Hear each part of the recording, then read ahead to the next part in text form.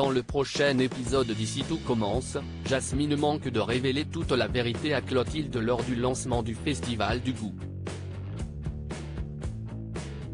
Ambre fait une prédiction qui ne laisse pas Salomé indifférente. Attention, les paragraphes qui suivent contiennent des spoilers sur l'épisode d'Ici tout commence diffusé mercredi soir sur TF1. Si vous ne voulez rien savoir, ne lisez pas ce qui suit. Mercredi 1er mars dans Ici tout commence. Clotilde découvre la vraie identité d'Axel. Si Constance estime toujours qu'Emmanuel devrait dire la vérité à Axel au sujet de son père, ce dernier campe sur sa position et préfère garder le secret.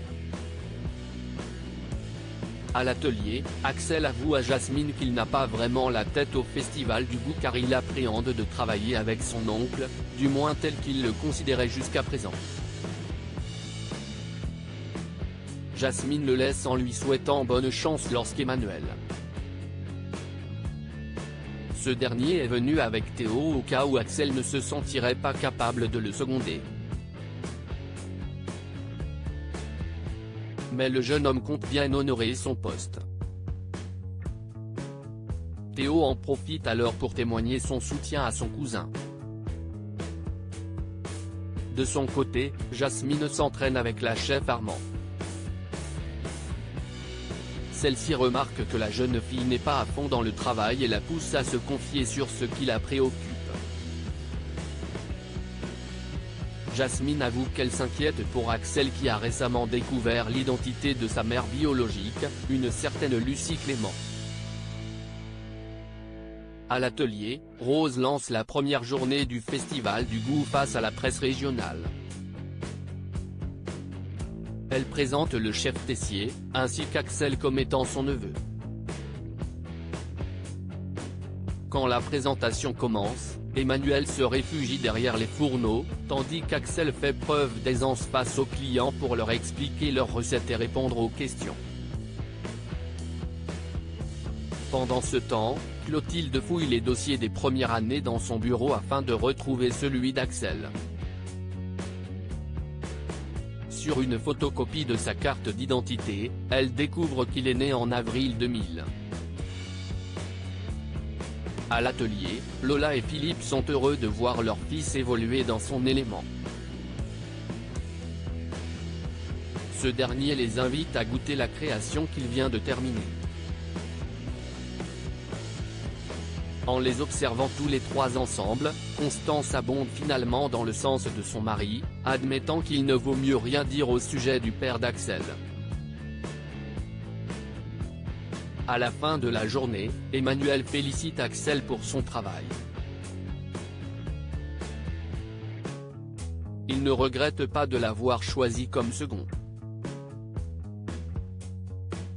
Il ajoute qu'il le considérera toujours comme son neveu et qu'il répondra à ses questions au sujet de sa mère avec le plus de précision possible. Axel est touché.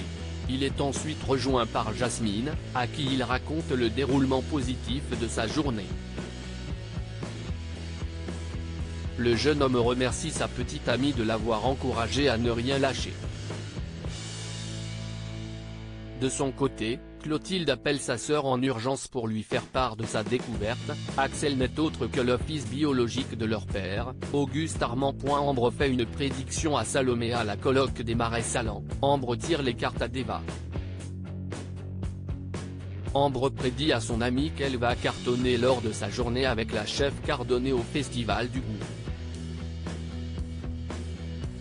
Très rationnelle, Salomé est intriguée, mais accepte de se faire tirer les cartes à son tour. Elle se demande si elle va passer une bonne journée, puis tire deux cartes censées répondre à sa question. En les analysant, Ambre prédit un coup du sort à Salomé. Celle-ci n'y croit que moyennement. Ambre propose de poser une autre question aux cartes. Deva suggère de leur demander comment sa situation avec Gaëtan va évoluer. Salomé recommence le processus de tirage sans le prendre vraiment au sérieux. Vexée, Ambre refuse de lui traduire sa nouvelle prédiction. Plus tard, pendant le cours de l'istrac, Salomé se renverse accidentellement du bouillon sur elle et fait immédiatement le lien avec la prédiction de sa colocataire. Quand elle en parle à Enzo, ce dernier est hilar. Mais en rentrant à la coloc, Salomé raconte à Ambre ce qui s'est passé et lui accorde davantage de crédit. Elle lui demande donc de lui révéler la prédiction concernant sa relation avec Gaëtan.